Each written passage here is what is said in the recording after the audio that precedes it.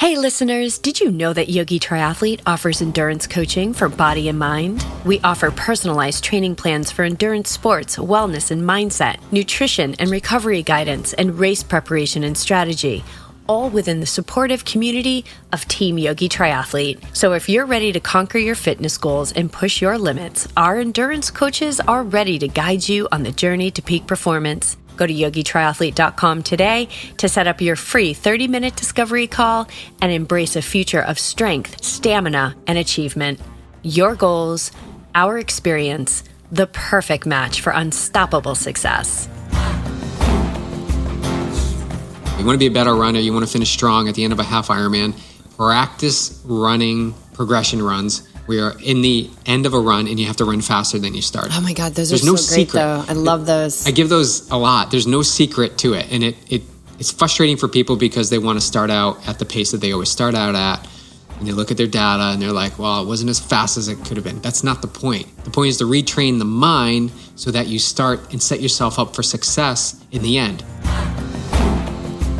There's nothing outside of mindset training. There's nothing in this life that's outside of mindset training. Meaning everything that we do, putting the dishes away, riding the bike, recording a podcast, teaching yoga, they're all opportunities to train the mind.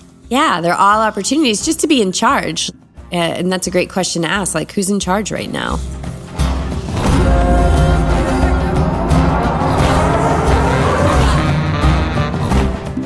Welcome to the Yogi Triathlete Podcast. I'm Jess. This is our December O Show. I'm here with BJ, my co-host, husband, business partner in Yogi Triathlete, and then our dog, Clark, who a lot of you know. And we admittedly, since this is the open and honest show, we admittedly have realized that we definitely missed the boat on doing an Instagram account for Clark, because the amount of videos and photos that people take of him, and not just like every once in a while, but pretty much like every weekend here in Carlsbad, when we go to an Ironman event, like we were at Indian Wells, it was constant. And it's amazing. It's so sweet. You know, he's known as the coach of joy, and he does bring a lot of joy to people's lives. But then again, like, Just for us. Yeah, he's just for us, you know? And that means you guys too. Like, he's just for us. And so you got to come out and experience it. Like, yeah. I just walked him now down to the bench. Bench time would have been like Clark, and then the feature would be bench time, because you put him up on the bench and people come over and say, you know, can I say hi to him? Or he looked at me from across the street, and so I had to come over and say hi to him. Yeah, that's what he does. It's like, we'll do these kind of like setups where I'm like, okay, like, is he just exceptionally cute? Like, he's a golden retriever, and golden retrievers are cute, but like, okay, let me take a few steps back and I'll walk towards you guys. And yeah, he's pretty cute, but I think it's his energy. I think that's what it is. And He's very personable. I mean, I've had dogs my whole life, and I've never had the reaction and the response that I have seen Clark elicit from people, like for, I would say, every day of his almost 9 years. Oh, his birthday's coming up, December 14th. He's going to be 9. Yeah, it's going to be 9. He doesn't look 9, doesn't act 9.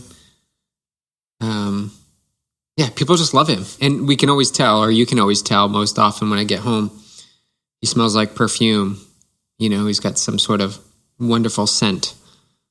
Yeah, he smelled like this beautiful perfume the other night. You took him out, what was it, Thursday night? And he came home and he smelled like that for a couple days. And then another woman gave him some love, and now he has a new scent on him. So it's pretty funny. Like, if that was like you, I'd be a little suspect. But Clark, yeah. It's expected. It's expected. All right. What's bench time? People are like, what's bench time? Oh, bench time. So we live, I don't even, how many steps? Because we counted when we first moved here, like 440 steps to the coast from where we live. And there's these benches up that overlook the beach. And so pretty much every day, at least once a day, if not more, we walk down to those benches, and he hops up, and he doesn't necessarily look at the ocean like I'm looking at the ocean. he just gets on the corner of the bench and just looks for the people who are walking by to make eye contact so that he can get some love. Yeah, he knows exactly what he's doing. And he knows when we're separate. So when I go, he kind of looks across the street thinking you're going to be coming up at some point across the street. Yeah, he doesn't like it when the pack is not together. He definitely prefers if we're all together. What is do you have like a favorite Clark story? Something that comes to mind? Yeah, well, I think just a bunch of ladies at the stoplight when we go to cross with the 101. And the young volleyball players that play down on the beach, they were walking with us across, and they were like talking to Clark, and Clark's like wants attention. And as soon as we get to the other side, he just like falls down on the ground. He wiggles his way a little bit closer to one of the girls, and then he gets on his back. And then let's just say it was like 6 or 7 volleyball players. 1 or 2 or 3 are going to be interested in him, but once he gets on his back, it's all of them are all over him. And he becomes so still and joyful, and the joy from those people that are just giving him love just gets higher and higher. And the fact that he can do that for people, to interrupt their day of, trying to get down there, probably to do warm-up drills to play volleyball, they'll take their time for Clark. And that, I don't know, that makes me super happy. Even just right now, if you guys could see this, he's laying outside his bed, and just as we started talking about him, he just rests his head on the edge of the bed, looking in it at his blanket. He's just so cute. And of course, we're biased. I think he's the cutest dog. What's your favorite? What's the Clark story you know? Oh my God, hands down. I was down at the end of the street, walking over to the beach. I'll never forget this. It was really like moving. And this guy was walking up the coast highway on the sidewalk, and he had like hat on sideways, like face tattoos. This guy looked rough and tumble. His pants were like super low, and the whole persona was going on. Like, this guy was definitely rough and tumble, and he looked really angry. Like, he just looked angry. And I was standing there with Clark. And he came to the stoplight. He was going to cross with us, and he looked at Clark, and Clark just got down and rolled over, and the guy got down like on his knees and started like scratching me. He just looked up at me and he said, "I was in the worst mood. I'm having the most terrible day." And he said, "And now I feel happy." And this guy was like, if you were to judge somebody, you would not want to walk into this guy in the pitch dark. And I just saw this softness about him in that moment. And he said, "My whole day is going to be different now." And I said, "That's it." And I said, and share it with somebody else. And he was like, "I will." And that was it. And then we parted ways, and I've never seen him again. And it was just one of the most beautiful moments. I mean, who knows what that guy's story was, but he was having a really tough moment, and he looked super angry. And Clark just softened him up. And, it's not like Clark created love or softness for that guy.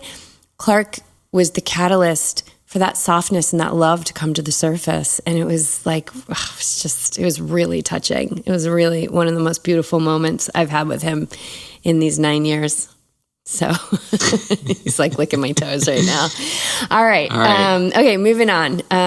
We could talk all day about Clark. Yeah. Did we both have the same workout today? No. Oh, what was your workout? Because I'm deeper. Mine was just 3 hours easy.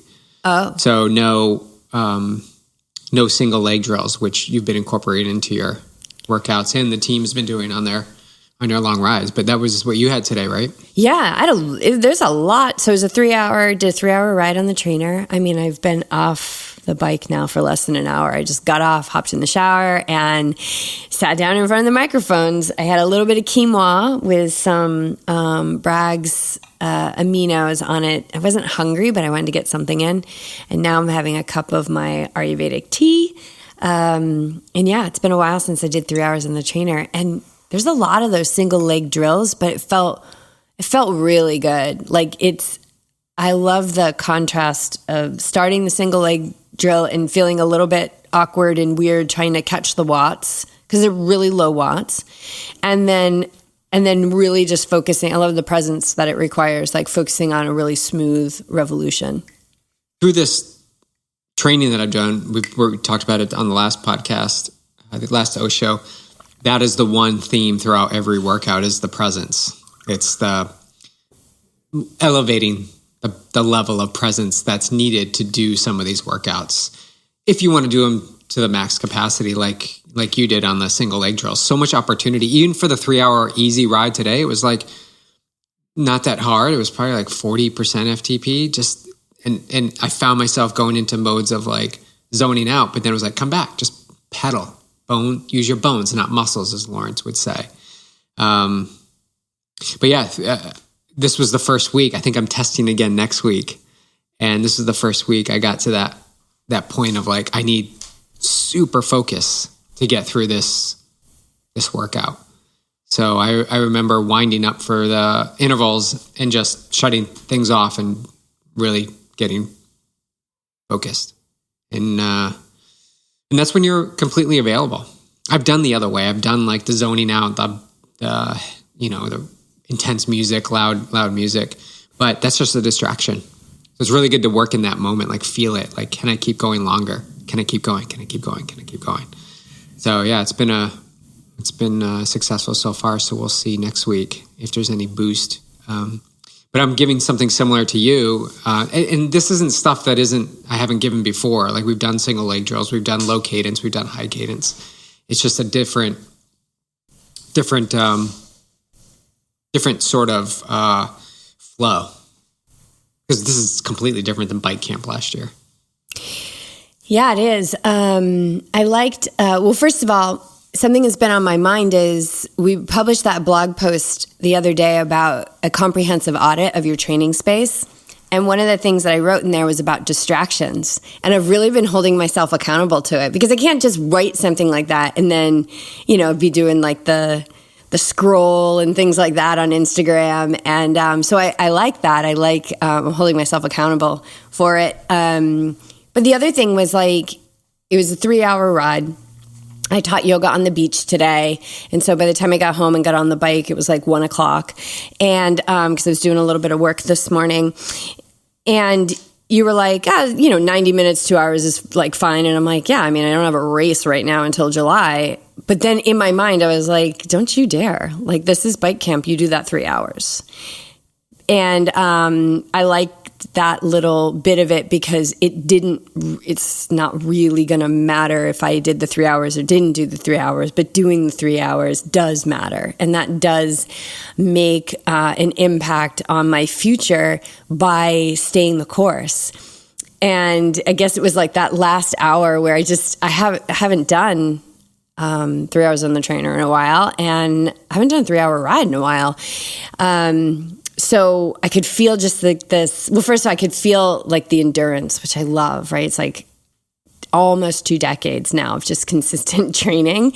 And I love that endurance. Like I could have gone for another couple hours, but in the last hour, I had just like this really deep starting to come up to the surface, like a little bit of like a burn, even though it wasn't very hard, but it's just that constant movement. And I really loved it. I loved that feeling. I loved that little bit of that mental game of like, yeah, I'm just going to go the 3 hours. Okay, well, I have 57 minutes left. Like that's basically like an hour. But yeah, I really like that. And I love the feeling on the other side when you stay the course. So the alternative to that, and I love this, and I want to get your perspective on it. We're practicing now, or what we practice now has an influence on what we're going to do later on.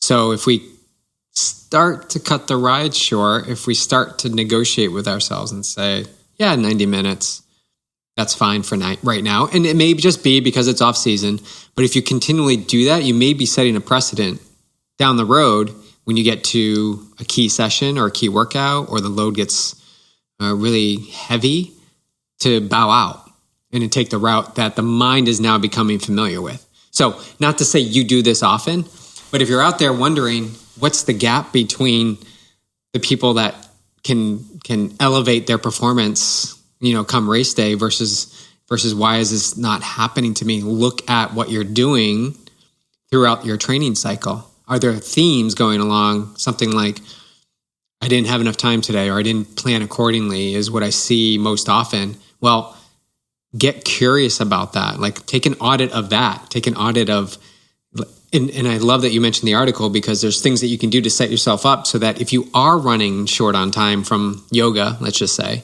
you're already set up in your unit. You just need to get out there and hop on the bike. There isn't setting up the trainer, getting your bottles together, like all of those things. So, and there is sometimes like it's necessary to step back and not push through. But I believe if you're not achieving your goals, look at if your yes is your yes. Something we've been talking about a lot lately, or maybe I've been talking a lot about it myself.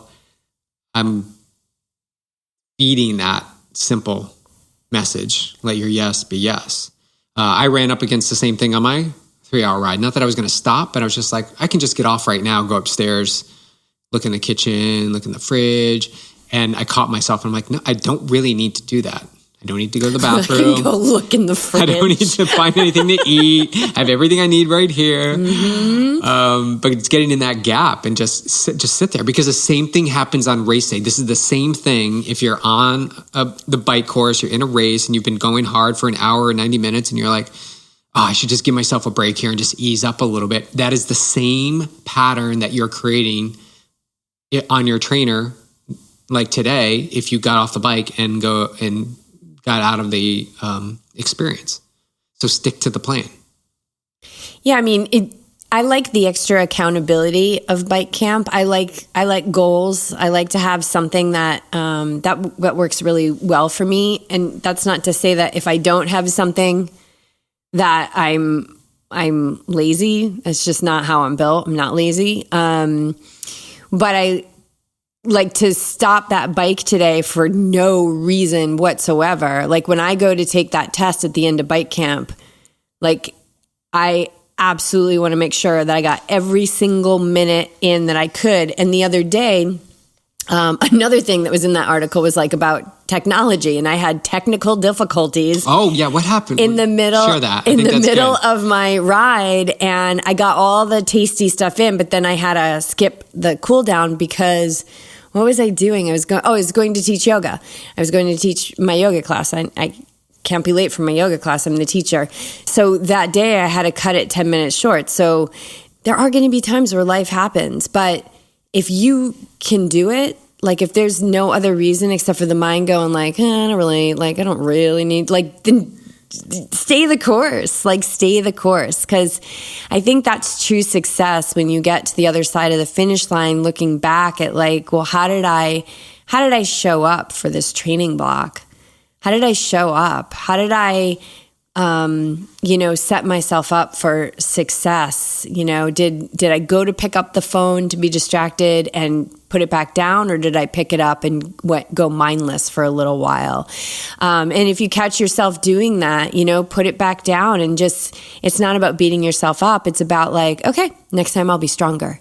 And that just pays such mental dividends. Like something I've been saying a lot to my clients is just like, there's nothing outside of mindset training. There's nothing in this life that's outside of mindset training. Meaning everything that we do, putting the dishes away, riding the bike, recording a podcast, teaching yoga, they're all opportunities to train the mind. Yeah, they're all opportunities just to be in charge, and that's a great question to ask, like who's in charge right now?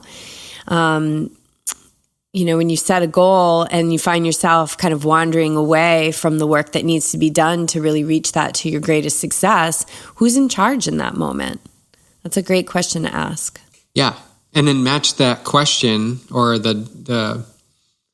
who's in charge, and match that with what are your goals? Like if you have big goals, it takes focus, concentration, and effort and persistence to achieve those big goals.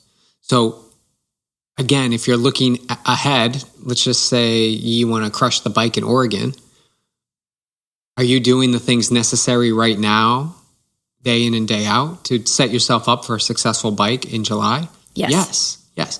What does it mean? Well, it means you did your 3-hour ride today, no matter what. We had to push this podcast back a little bit. And I was up at 5 a.m. to get my meditation in and get the work done that I needed to get done. So you're going to come on the great. Yeah. You committed the night before. Like I asked you what time you're going to wake up and you were like, I'm getting up at 5. And I'm like, what? Saturday. Because we're in such a routine on the weekends, or at least I am, getting up and getting out and getting on Palomar. Like that's like our routine. But I did say, like, tomorrow I'm not going to set an alarm. Yes. Although, so Sunday, yes. I mean, what does that mean? Yeah, we'll be up early anyway. 6. Just no alarm. But it means I'm going to sip a little espresso in bed after my lemon water. But these big goals take consistently standing up to the thoughts. And the thoughts, what did we listen to Jim Carrey and also that was you? Like, really good. We'll put a link to that video. Yeah, in the show notes for this. Thoughts create suffering. Or thoughts are the root of all suffering. It really is. Like thoughts are the root of all suffering. If you're suffering, like, just in that moment, like, look at the thoughts. Like the thoughts are, oh man, the thoughts are so, they're so pesky. And, yeah, they are. It's the thoughts about, it's the commentary about what's happening that creates the suffering that like abrasively ends relationships and friendships and, I mean, it's just, or your relationship to yourself. Like it's the thoughts about what has happened, what may happen, and what is happening that just will crush our joy. So someone's listening to this right now. Perfect segue. Like, well, how do you begin to change that? I want to change it. Like, raise your hand. Like, yeah, I have this commentary and it's constantly beating me down, or it's comparing, or it's incessant, and I just can't find a way to stop it.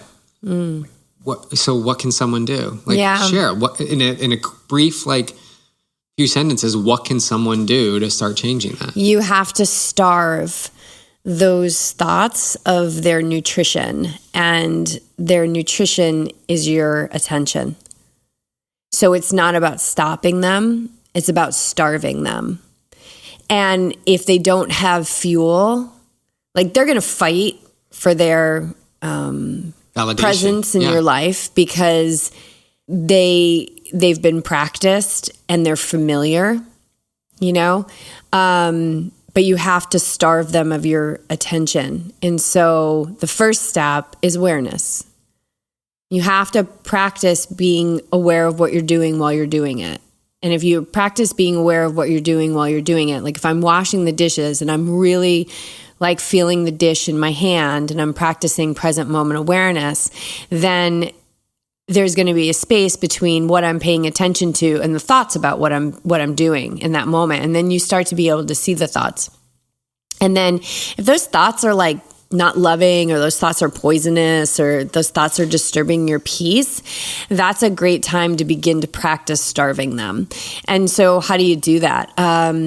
You can turn to your breath and start counting, inhale for 4, exhale for 4. So if you're counting, you're concentrating your mind on the numbers and you're not concentrating on the thoughts anymore. And then you might get to the number 1 and then you're back in the nasty thought. So start again. Don't pick up at 2, go back to 1.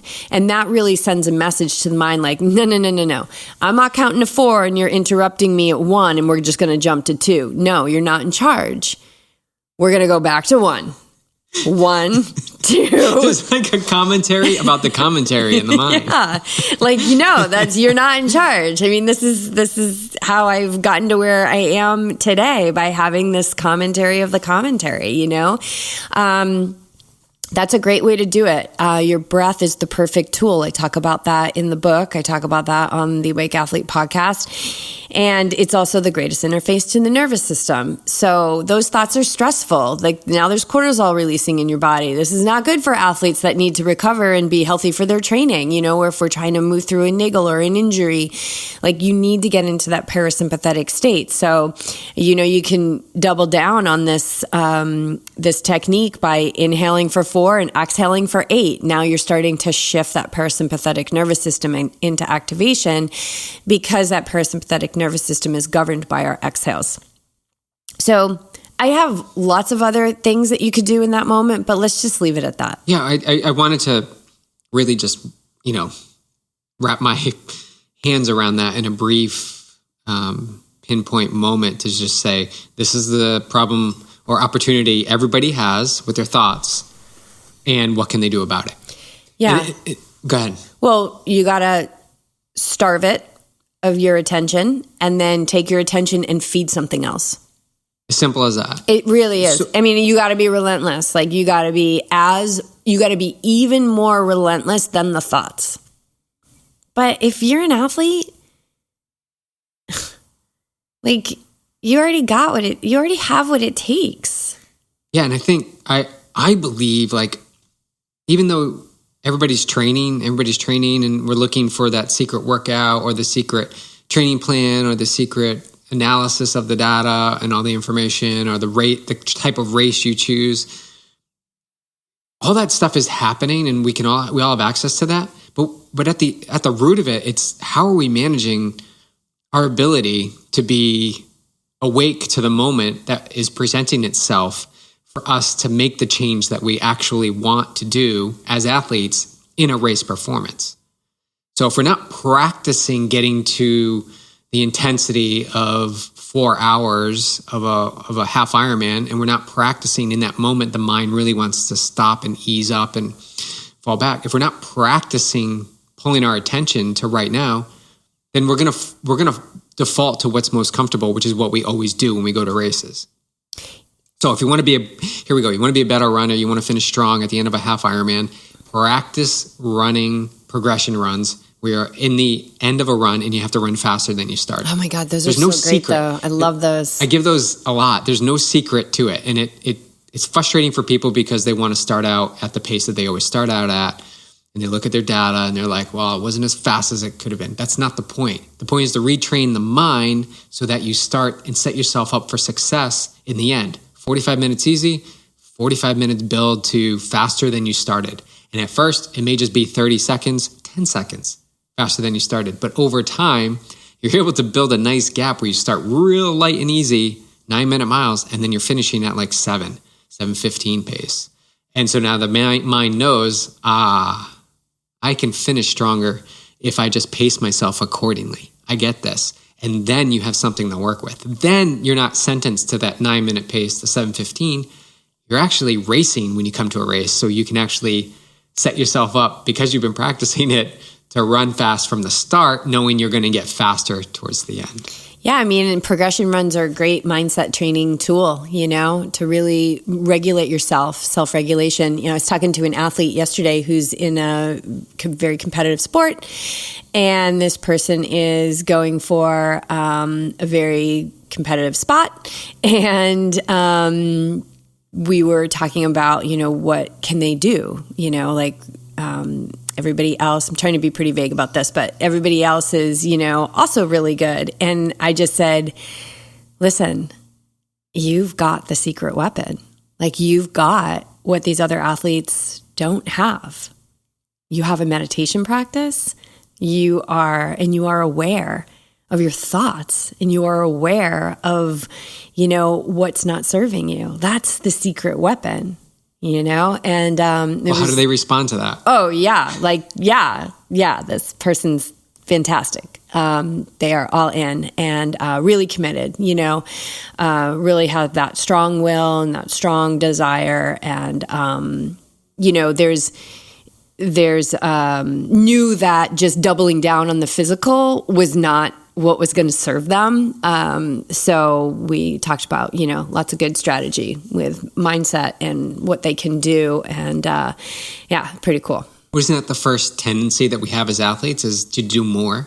So if I did 10 hours of training and I'm not being successful, I should do 20 hours. Yeah. Well, I had 3 bikes this week. It's like, does not register. It's bike camp. But like 2 of those bikes were like, whoa, like 115% of FTP. And then today was like long. So they were super quality. I'm not saying that like Like I'm feeling my legs. They're really, really good quality, and it's going to continue to build. So it's like, I don't need to go and blow out bike camp in the first week. Like I'm building into it. And, you know, so I can crush that ramp test at the end of because that's what it's all about. I want to get higher FTP, which is so awesome. You get that higher FTP and then you're like, yeah. And then you're like, okay, so every workout from here on in is going to be harder now, but that's okay.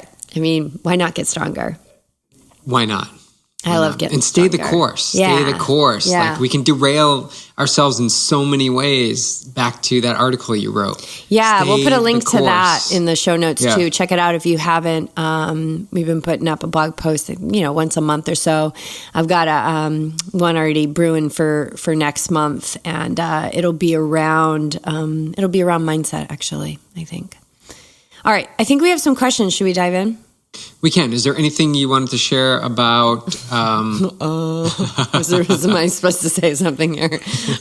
What? Anything you want to share about your retreats? Oh, yeah. Yeah, because I know I want to definitely give it attention. Oh, thank you. Yeah. Yeah, we actually, our retreat here in California, which is in San Diego wine country in Temecula at the Ojas Retreat Center. It's a women's yoga and wellness retreat. That has been sold out for months, like so long. And we just had a room open. So it can be a double room, so you can grab your bestie and come on down and join us. You can get it as a single room if that's something that interests you. It's February 17th to the 21st. And by the time this podcast launches, we are going to have launched our Florida retreat. We have rented a gorgeous home on the water in Florida, in Bradenton, Florida. So you would fly into either Tampa or Sarasota. It's going to be in May 2nd to the 6th. And this absolutely gorgeous home, so stunning, and just really showed up perfectly in our lives, like kind of out of nowhere. So I'll be doing that with Megan and Valerie. Patagonia, I think you can still register for Patagonia. Right now, it is all women going on this amazing yoga adventure in Patagonia, Chile. I mean, I just can't even believe I get to lead a group of women down the Futulufu River.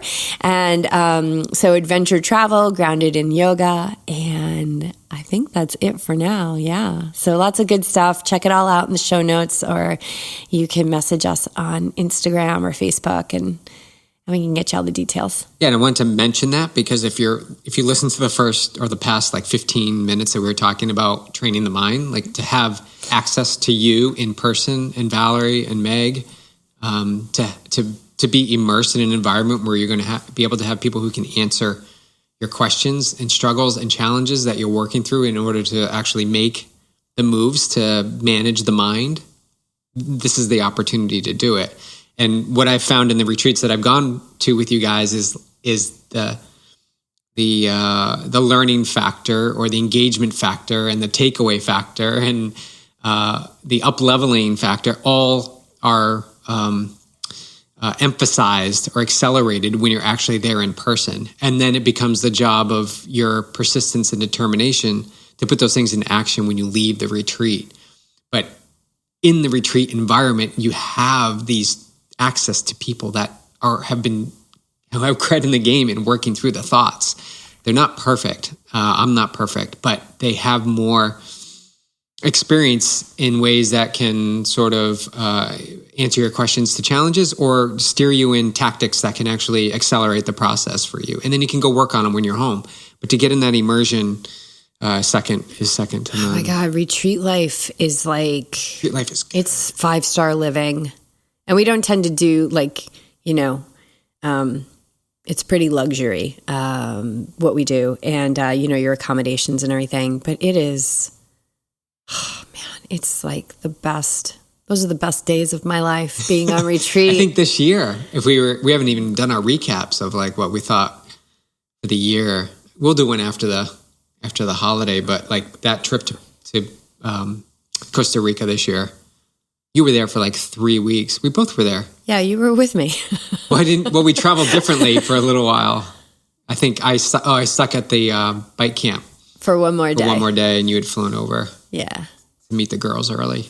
It just seemed long because you sat at the Nosara airport for 5 hours. Did I ever share that story? Like no I was Wi-Fi like, or what? anything? I'm sitting on the beach, like sipping a coconut going, what is he doing? Like, why? He's literally like 2 miles away and he's sitting in the hot Costa Rican sun and there was Wi-Fi there. But yeah, that's a story for another day. And Val and Meg were like, let go. I'm like, yeah, just let go. Yeah. So I had an experience. Let go. He's there in his black t-shirt and his pants. Like, just let him broil. Like, just. Which are now my favorite pants. I The know. Lululemon pants are like my favorite pants.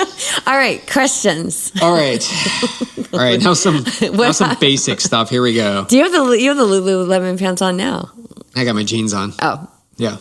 It's getting, two pairs it's of getting pants. dark out. It's like Saturday night. And we're Lululemon podcasting. pants and jeans, and that's it. Okay. And Thanks. my craft storm tights that you got me in Boulder. From like 2002. Yeah, 15 years ago. All right. It's the best money I ever spent. Here we go. Speaking of clothing, how much laundry and showering and socks we go through as endurance athletes? This is coming from someone who's new to the endurance So good. athlete world. Like, is this normal, to have all of that? Absolutely. It is. And also I'll segue into this too. I want to get your take on it, but some hacks into not always having to do laundry. Cause you and I sometimes take a few days before we. Yeah. I mean, I have load. 2 pairs of, let's just go with that question for right now. Like, I have 2 pairs of running shorts. So a lot of times I come back from a run, and those shorts go right into the shower with me. And I do a little, Alex Honnold. Didn't he do that? That's what it's little from. Alex Yes, Honnold. Like, from the movie. I wash them right there in the shower with me, and then I hang them out to dry, and then they're typically dry. But yeah, laundry is going to increase. And I do remember, like, back in our Boulder days and even in Newport, having so much laundry, but I think it's because I had so many other clothes. Like, I have one long sleeve shirt. Period. I have some sweaters, but like one long sleeve, like Lululemon that I run in. And so I wear that a couple times, and then, that might go into the shower with me, or if we're doing laundry that day, it goes in the laundry. And then as far as the showering goes, and this is something that I kind of would do when I was teaching lots of hot yoga classes. It's just sometimes it's a face cloth and some essential oils. There's also something to, like I say rewilding. Like I'm rewilding. Where you're actually like, it's good for your immune system, I believe. I'm not a doctor of any of this stuff, but it's good for your immune system not to always be showering and scrubbing yourself with soap. Like, your body has, mechanisms to fight things off, and it actually strengthens your immune system. Also, coconut oil is antimicrobial. So if you just do a little warm face cloth with some essential oils, like if you have a second workout later in the day, and then like a little bit of coconut oil, that's sometimes even better than a shower. So, yeah. I think in Newport we had a lot of laundry because we did a lot of hot, sweaty yoga. So you and I, let's just say you were teaching a lot. I was practicing a lot. The yogi toes, the dripping sweat clothing that we actually wore. Yeah, I mean, I was teaching like 15, 17 classes a week, and I had a lot of Lululemon. Yeah. So yeah, we were washing a lot. We were washing a lot. But in Newport too, I'm glad you mentioned the oil or the rewilding. I found it very successful, and this may come as a shock to those people that I worked with in the office, but I would come from yoga in the morning or mid-afternoon from a workout, and I would go to the office bathroom, and do a peppermint oil, just kind of like wipe down, and then get back into my work clothes and continue on with the day. You can't lose with like a peppermint lavender combo. What's the one I used to get? Oh, Mental Focus. Yeah. Oh, yeah. So that was the combination. I think that's the brand now, NOW, and they have another one that every time I wear it, people love it. And you were actually using it a lot when we were in Costa Rica, and everyone's like, BJ, you smell so good. I stole your thunder. You stole my thunder, and that one's Peace, Love, and Flowers. I love that one. Peace and Harmony is another delicious one that they have. And then Mental Focus. You really liked that too. So you get like a blend. nice warm face cloth, and yeah, you're as good as new. I kind of like that. The invigorating feel you get on your skin from the essential oils. Yeah. I mean, and I don't like stink after I wear. I think like when you live a clean life, like, I'm not sweating out, I'll let you know. Big Macs and stuff. You got to let me know too. I mean, I'm not saying that I'm always smelling like roses unless I use a rose essential oil. But I do also have like a rose hydrosol that I spray, which is also really nice. Well, let's talk about, and the next question is about maintaining clean and healthy skin. Ooh. As we're swimming in pools, chlorinated pools, getting into hot yoga studios, taking on the sweat of other people when they, they swing up their arms. Oh my God. How right? many times I got like sweat right in my mouth. And you do a good job of this in the morning. You've got a nice routine. Maybe we can talk about our routines in the morning now that they've taken a lot more time. This is why we have to get up early. Oh my God, my routine is like up to an hour. What are you doing for your skin? Let's talk about your skin. What are you doing for your skin? So I tend to follow Ayurveda, and which is working with the 5 elements of nature: water, fire, earth, air, and space. And those are all the 5 elements that are in nature. And at the time of our conception, a unique combination of those elements come together and they create our bodies, right? Like we have digestive fire, we have a lot of fluid in our bodies. That's our water element, blood rushing through our veins. The earth element is our flesh and our bones.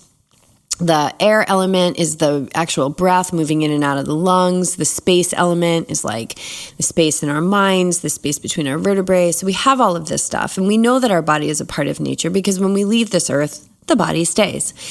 That said, that's what I follow. And we also find these elements are shifting and changing throughout the seasons. And so in the summertime, I use a lot of coconut oil because coconut oil is cooling, and I have a lot of fire, and then it's hot in the summer, so coconut oil is great. And like I said earlier, it's antimicrobial, so really, really nourishing. But it's a little bit heavier, right? And then in the fall through the winter, I actually use sesame oil, and sesame oil is better for the earth and water and air and space elements of our body as we're moving into those seasons where those things are a little bit more prevalent. So I use sesame oil on my body, and that's just really nourishing. So hopefully nobody who owns like a lap pool is listening to this, because one of the tricks that I do is I will put coconut oil or sesame oil on my body before I go in the pool. Sometimes. Well, Am I going to get in trouble? No. I mean, we jump in the pool all the time, and someone will come in and you can just smell perfume or a really strong scent throughout the water. I'm not trying to do anything to harm the water or anything like that. And frankly, I guess it's every time I go in because I always have some kind of oil on, even if you take a little bit, shower before you get into the pool. The other thing is putting coconut oil in my hair. So I always do coconut oil in my hair no matter what the season is. And I'll do coconut oil in my hair and then put my swim cap on. Coconut oil, even if you don't do that before the pool, super nourishing. Do that a couple times a week.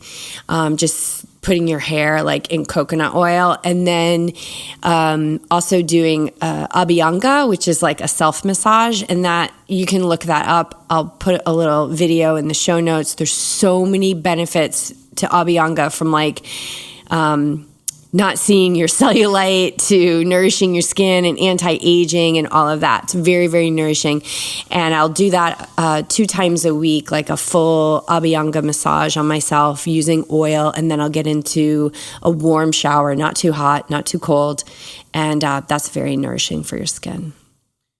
I also want to talk about your tattoo, because I know the person who asked this question has tattoos and is swimming. So I notice sometimes you have to, before bed, you feel irritation, or sometimes the tattoo area more so than other areas. It hasn't happened in a long time. But when it did happen. Yeah, coconut oil. And anything else? Not squirrel's nut butter? Oh, yeah. Squirrel's nut butter is so great. I love Squirrel's nut butter. It's not just for your chamois people. Like, you can put it on your lips, just, have certain tubes for certain things. But I love Squirrel's nut butter. It's very nourishing, beautiful ingredients in there, and just a beautiful company. And we love Chris, the owner. But yeah, so anytime you have any kind of skin irritation, well, I shouldn't say that. It's not every time, because it could also be elements of air and space, which are very dry. But if you have anything that's hot like that, or itchy, that's typically too much fire. And so coconut oil, like I said, is very cooling. So coconut oil is a nice option, even if it is in the winter. I think that covers. What do you do for your skin? I put lotion on my skin, and there was a time there where I was overdoing it on coconut oil, and it was soaking through my clothes. Wrecking your So then I had to wear black clothes all the time, and then Meditator Bob was like, you got to stop wearing black. You need to pop a color here. So I definitely overloaded on coconut oil. I loved coconut oil. It's really good for my skin. So when I'm winding down the night and I know I'm not going to be seen in public, I will put much more coconut oil on. It's really good for my skin, but lotion for sure. And I don't do anything before the pool. After the pool, I don't really shower at the pool anymore. I think COVID has got me into a routine where I just get home and I'll shower there. But lotion and coconut oil are my go-tos for sure. You've also been using that really delicious massage oil. The arnica that I oil. Weleda, yeah. Mm-hmm. That's been really good. I working through stiffness or soreness in the body, I've been using the Tiger Balm in spotty areas because it's very invigorating. But ran out of that little jar. And so that Weleda arnica oil, that's what it is, arnica. Good. My mom used to swear by this stuff. It smells so good. And it's natural. I remember I used to use that on my massage clients, and then I got it because I was giving you massage. And now we just kind of use it. So that's a great one if you have, again, I'll put it in the show notes. So you got to check out the show notes for all this delicious stuff. Yeah. There's oils. Take care of your skin. Basically, there's days I don't shower because I just am on to the next thing, and I'll go to another workout and I feel like the dryness of the skin from the pool, especially from the pool. Yeah, if your skin is dry like that, oil is going to be the most nourishing. But wear black clothes so that the oil doesn't. Well, just or using somewhere between overdoing it and underdoing it. What about caring for your athletic gear in an eco-friendly way? One thing that I'll mention is I used and really like using Lululemon's that silver no stink apparel, and for a long time there, I would run in a no stink shirt and just hang it to dry, and we'd keep using it, and it literally did not stink, and it always dried out, and it wasn't getting crusty. You know how sometimes you wear shirts a little too long and they get crusty, or if you don't, that's what happens. I'll share that information. Just for the record, I don't have any crusty shirts. I do sometimes. I'll wear them a few times. They're Lululemon. And they've probably seen their day. Like your craft storm tights from circa 2002. I don't even. Those are gonna disintegrate. Someday. Oh my God! They just walked by.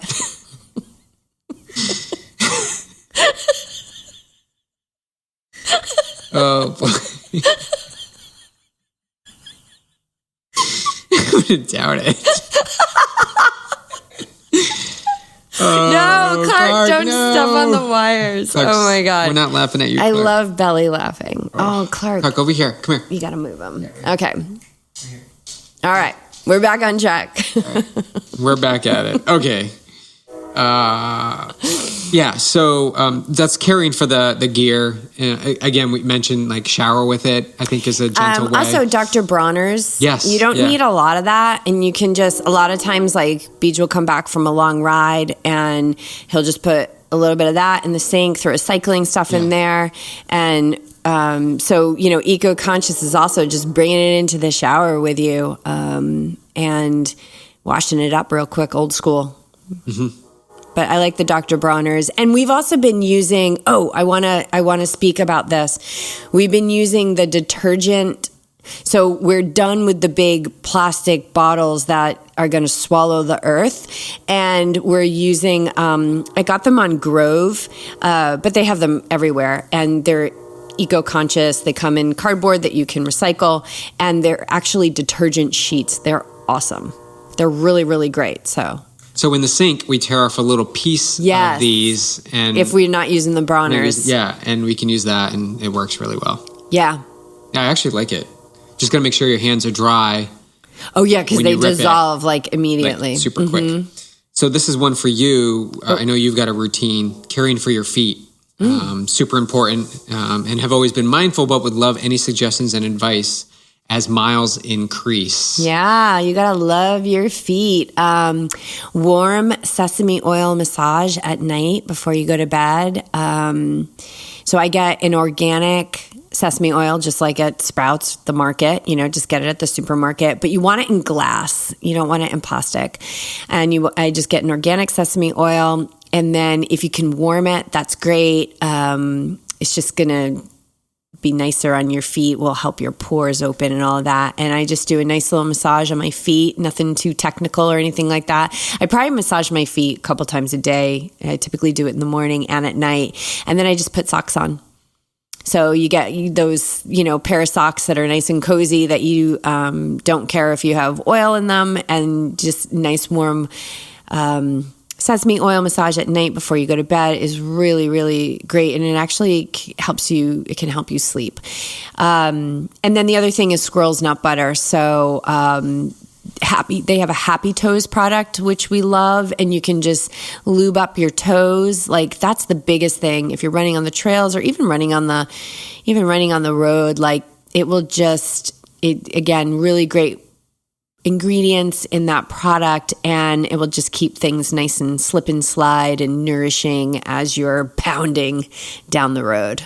Yeah, Squirrels, the Happy Toes are just phenomenal. There was one race, and I'm just trying to think about it, a triathlon where I actually stopped in T2 and put on the Happy Toes. It might have been Kona.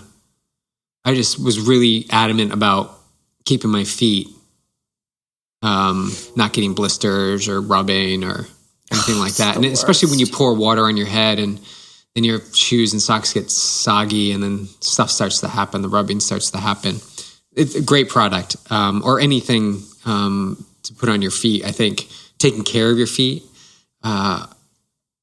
is super important, because that can be the factor in you having your best run. It has nothing to do with fitness or performance. It's what is actually going on with your feet, blisters, the rubbing. Circulation is everything. We want circulation. So like in the morning when the alarm goes off, my alarm goes off, and the way that I kind of wake myself up is I do like pointing and flexing my feet, getting circulation going in my ankles before I put all my body weight on it. And then I'll do circles in one direction, circles in the other direction, eversion, inversion, which is like just moving the foot to the left and to the right. And then, if I'm really like, I feel a little sleepy, I'll go through the alphabet with my feet. And that just gets things woken up and just says, hey, I love you, feet. I'm going to give you some blood and some oxygen circulation before I step on you and make you work all day. You're describing sort of the routine you would do for if you have PF or plantar fasciitis in your foot. Mm-hmm. You want to get your feet moving, the blood circulation in there before you even place your feet on the ground. Mm-hmm. That's pretty key. So note to that person who asked the question, love your feet first thing in the morning. I know I sometimes will use castor oil. The castor oil packs. Tell that remedy. That's that's like old school grandma remedy. That actually got me, I think I did a video of that on our team Facebook page when I was working through plantar fasciitis. That was one of the elements of what I would do in the morning. But basically taking your barefoot, you take the castor oil and you rub it on your feet, like really massage it in there for a few minutes, and then you place a towel around it. I would use, I think what we did is I cut up some flannel pillowcases. Remember, we'd wrap it in flannel. I think it's probably a little better than the towel. I don't know. Well, that little red towel, like the little hand towel upstairs. Yeah, it's nice and thin. And then you wrap that around your feet, and then you put a heating pad, and you wrap that around it. So I have many, many tools to use to make the heating pad stick really close to the feet. My latest is an old swim band that one of the sides broke, so now I wrap it around a few times and tie a little knot. I also use the said craft pants. You're like, hey, get over here. I need something. I need you for one more thing. What do you do with your craft pants? I wrap it around the heating pad around the foot, and then I tie it into a knot so it stays tight. Those craft pants, what would I do without them? Oh, there they go again. Walking by. I bought those craft pants. We got a discount through our first triathlon coach. So I'm serious when I say I bought them probably for So first of all, we were giving each other Christmas presents back then. And so that tells me that it was so long ago. But we were in Boulder. I think it was probably 2003 or 2004. No. What do you mean no? You're terrible with time. It was later. I wasn't even doing triathlon in 2003. Oh, yeah, you're right. See, I'm not afraid to admit I'm going to say wrong. It was probably around 2007, 2008. I think you're right. On our way out of close BJ, to being you're right. I was wrong. But anyway, okay. Everybody heard that here. She said I was right. Anyway, like they're not yet. 12, they're not 15 years. Young 15 pants. years old. No, they're not. And they were like $250. I think they're still like $250. They don't make them anymore. But I got a discount through our coach who was sponsored by them, and I got them for you for Christmas. And I was like, oh, these are so expensive. But had I known that they would have made it through our living in Boulder and Newport and now California, and that you think that it's even appropriate to wear storm tights in Southern California. The one thing they don't do is talk back. All right, the two things they don't do is that it's never talked back to me. And they won't stay up by themselves. I have to tie them. So you get an old swim band. The elastic. Yes, I get the old swim band. Oh my God. This is what happens. Oh, yeah. Oh, everybody else is out on a Saturday night having date night. And we're just talking to ourselves. We're talking about your old pants. Yeah, so now they have a swim band as an elastic belt to hold them up. Otherwise, they'll fall down. If you ever see BJ in transition on race morning, say, hey, nice storm tights, because he always has them on. So you do. I do. So we'll see those at Oceanside. See you there. And that orange and red Perlizumi. Oh my God, you jacket. can't, we can't talk about those. I hate that jacket. Maybe time to let go. Okay. we did when were we doing a run? We were with two of the women on our team, Laura and Karen, and you came out in that horrible burgundy and orange and black running jacket. And they were just like, hey, what's up with the 1980s outfit? I was like, yeah, this is your coach. It's like cutting edge. There's nothing wrong with it. There's no holes or anything. Oh, God. Oh, my God. All right. If you're still with us, any other questions? No, that's it? That's it. Okay, awesome. Hey, everyone who's listening, thank you so much. We just got our year wrap up from Spotify. It was super cool. We're going to be sharing some of that stuff on that was Instagram, pretty cool. But all the shares, people sharing the podcast, and I think it was like 25% new listeners, like just incredible. Thank you so much. You guys, we're going on 8 years with this podcast. Like almost 400 episodes. 8 years with the podcast. This will be 390 something, right? This will be 397, I think. Yeah. Okay. So and talk about staying the course. And I know some of you guys have been with us since day one. So it's super cool. Yeah. Thank you. And if you didn't know what day one looks like, go back to episode 1. Oh my God. Go back to episode 1 and hear me try. Message Jess and tell her how she was. I was trying so hard. Performing. Yeah, I was. And then, I was trying so hard. And then Just wanted to be good. you can tell me to speak up more. I didn't think I could speak back then. Something's happened in front of the mic. No, you're amazing. You are too. I love doing this. I love being this, as you call it, steward for the podcast and this creation of Yogi Triathlete in the community and leading the charge that all things are possible, and that we need to continue to reinforce that message day in and day out. It's nonstop. One beam of light I just want to mention that just continues to make me smile and take my heart away is our youngest athlete, Luca, who he's an amazing soul. Quickly, we ran with him this week, and on the rail trail, and in order to keep heart rate down, without him looking at the heart rate, I asked him to repeat, just to check in with him if he could talk, if he could speak. And I'd say, "Can you speak?" And he'd go, "Yes." And after the first interval, we were going to do another one, and he asked if he could repeat his mantra that could show me that he wasn't going too hard. And so he started to do that on our build back. And his mantra is something I shared with him when we first did the Carlsbad 5K was, "I am calm. I am strong. I can do this." And he said it multiple times as I checked in with him to make sure he wasn't running too hard. And I think I almost cried the first 2 times, and then just went to pure elation and appreciation that we get to do this. We get to share this with other people, no matter the age, no matter where you are. And he just continues to be that, I guess, example of how far we've come. What do you have to say to that? No, I agree. You're amazing with him. It's such a delight to see you two together. So I think it's a great place to wrap it up. All right, I'm gonna go check on those pants. Oh my gosh.